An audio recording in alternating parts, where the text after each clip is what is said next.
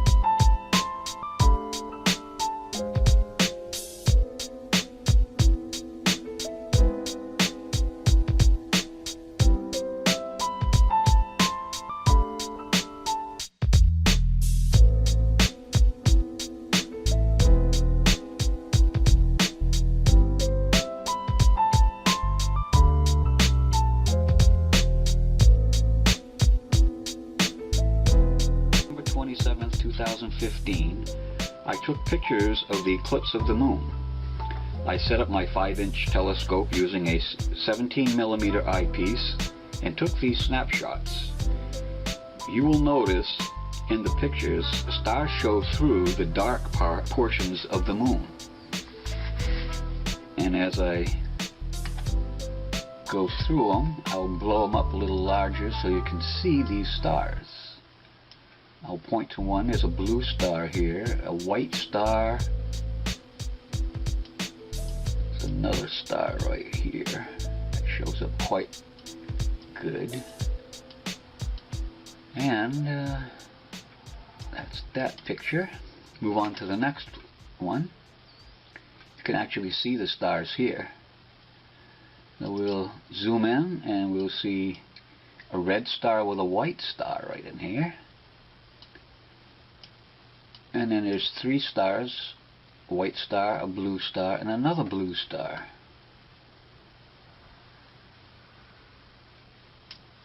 And there's a white star pretty much over here.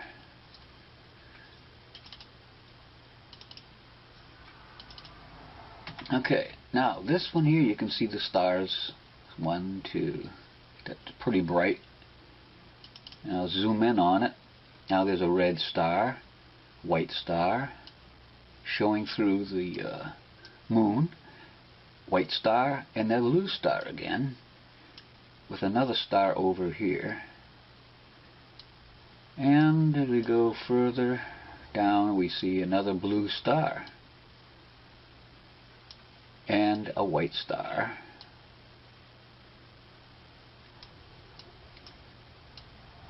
There's more stars that I'm picking up on this film.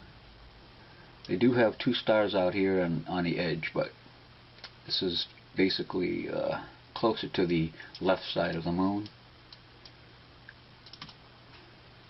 Moving on, you can see 2 stars here. There's another star here, 2 stars down the bottom, and another star here. So we'll zoom that up for you. So one on the bottom. Some stars shining through. There's another 2 stars. Faint one in the background. And we have this star, blue star, and this white star. Also we have 1 star shining through here.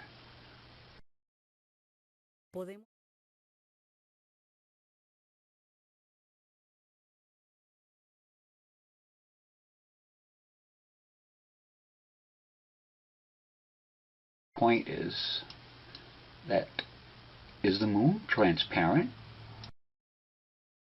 Rahu, which is another celestial body in Vedic astronomy that they said existed the same size as the sun and the moon. It's also been called the black sun. And this is the ancient explanation for eclipses. They claim that Rahu eclipses the sun and the moon, not as modern day they claim that in solar eclipses the moon eclipses the sun, and in lunar eclipses they claim that the shadow of the ball Earth eclipses the moon, causing that. This one actually is provably not true, however. They say that the sun lines up with the Earth just perfectly to cast the shadow of the Earth onto the moon like 3 billiard balls in a straight line. However, many times, over 50 times in the past 500 years, it's been recorded by the Royal Astronomical Society that the sun and the moon were both visible above the horizon at the same time during an eclipse, which means they couldn't have been not even close to in a straight line. They're almost next to each other. So this explanation of the shadow of the ball Earth going onto the moon is impossible for being what the eclipse is. They also use that as a proof of the ball Earth. They say, hey, see the shadow? It's a ball. But this is impossible. So you're not seeing the shadow of the ball Earth. It's not a proof of the ball. And in fact, a better explanation is this ancient explanation of the black sun, or Rahu, which occults the sun and the moon at certain points during the phase. There's an 18-year cycle that eclipses go through, and every 18 years it repeats. So you can predict eclipses based on this geocentric flat model with Rahu, as they've been doing for thousands of years. Nowadays they claim to be predicting it based on the billiard ball, sun, moon, and Earth lining up. But as I said, this is not happening. So this is yet another lie. And this claims of seeing Nibiru or some other celestial body very well may be this translucent dark body, the black sun, since we're not told about it anytime we see strange phenomenon and think it could be a second sun, it very well may be this one, the black sun. But Eric, you say the moon is self-illuminated. Why do we only see portions of the moon during the various moon phases? Yeah, they say that the cause of the moon's phases is the reflected sunlight hitting it. But you can prove that the light of the moon is totally different from the light of the sun. The effect it has on foods and plants is different. The actual temperature of the light is different. So if you're in the sun, of course, in the shade, it's cooler than in the sunlight. But in the moonlight, it's cooler in the moonlight than it is in the shade. So if you go in the moon shade, temperature goes up. So it couldn't possibly be reflected sunlight, otherwise it would be warm, just like the sunlight is warm. So it's casting its own light. The phases are a function of the moon itself, and it's provably a translucent, flat object, not a opaque ball, as they claim the moon is. If the moon was a ball, first of all, you'd be able to see different faces from different areas on Earth. So if you're at the Arctic or the equator or the Antarctic, you should be seeing different features because you're looking at a different face of the moon from there. However, no matter where you are on Earth, you'll see exactly the same face, the same man on the moon, the same rabbit will always be there, but it'll be tilted 360 degrees at various inclinations because the moon actually turns like a wheel as it goes around us. And that's another proof they use of their ball model. They say in the north hemisphere, the moon is right side up, and in the south hemisphere, it's upside down. So that's proof that we're on a ball. But as I said, it's not so simple that it's just right side up in one hemisphere, upside down in the other hemisphere, but rather it's always turning. So you can find pictures of it at all inclinations, not just two opposite inclinations. So this is one proof that the moon is not a sphere. They say that the moon's a sphere and it rotates as well as the Earth, but since we only see the one face, their excuse is the moon rotates the opposite direction the Earth does, and it's perfectly synced so that when the Earth is moving and the moon is moving, we never see any other face. So another convenient explanation.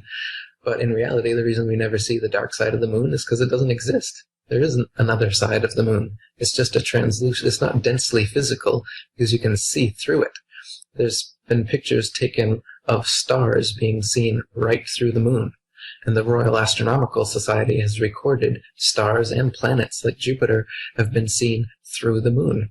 And they're scratching their heads recording this, like wondering what they've seen. And this is on record back in the 1700s up until today. You can see things through the moon. On a clear afternoon, you can see the blue sky through a waxing or waning moon. You'll see part of the moon illuminated, and then part of it, you'll see the blue sky right through it.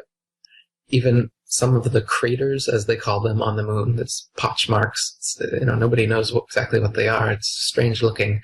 Calling them craters, though, is a foregone conclusion because you don't know that that's what they are. Especially, as I'm saying, some of these supposed craters, you can see the blue of the sky through the crater. So it's obviously not something that's densely physical. You can see through it. You can't see opposite faces from different places. And if it was a ball can't reflect light either. The only way that the moon could reflect light like they say it is if it was a flat or a concave surface. A convex surface can't project light, reflected light, the way it's claiming that the moon does. Now, Occam's razor for a moment. If you and I are born and raised by Isaiah, an isolated tribe in the Pacific, and you and I look at the horizon around us, we would think the earth was flat if nobody told us the opposite. And if you saw an eclipse and the sun and moon look exactly the same, you would come to the conclusion that the two objects are the same size, wouldn't you? That's right, exactly. And you wouldn't come to the conclusion that you were moving either. They say that we're spinning 1,000 miles an hour. We're going around the sun 67,000 miles per hour. There's no way you would think of that because it's nowhere evident anywhere that we're moving.